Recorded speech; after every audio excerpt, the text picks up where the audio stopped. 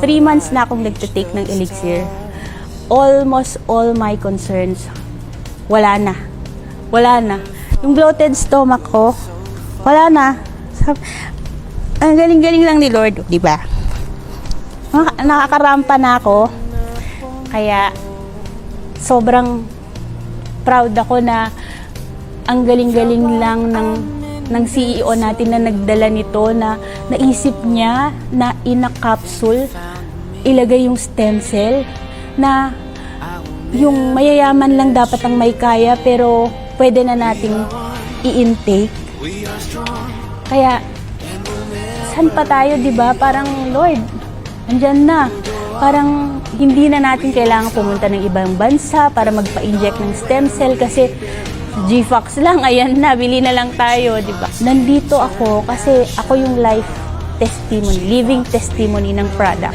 Mary Pearl Poblete, 45 years old, cancer survivor for 11 years na. 2018 may nakapa ako, nabukol dito sa lower abdomen ko, right, lower right. Multiple large intramural fibrosis. So, ang dami ko ng concerns, ang dami kong sakit sa katawan, sa paa, naglalabasan yung varicose veins ko, yung numbness ko na tuwing hating gabi, ginigising ako. Ay, Lord, wala na yata, parang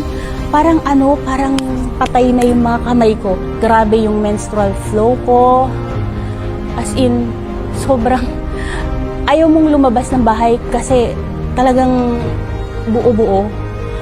Kumbaga, tatagusan ka. Yung first week ko, napapansin ko na yung back pain ko nare-reduce. Sabi ko ganun, at parang okay na yung back ko, Lord. Sabi ko ganun. Parang, tapos yung frozen shoulder ko na hindi ko maitaas.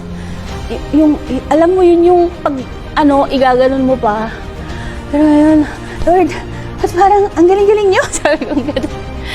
Dito kasi ako sa right na may frozen shoulder. Siyempre, ang sakit-sakit. Yung tipong pag magsusuklay ka, hindi mo maiangat. Ganun. Tapos, nawawala. Sabi ko ganun. And then, hindi na rin ako ganun kapagod. Sabi ko, galing nito, Lord, parang 1 week pa lang. Tapos, ganyan na yung effect.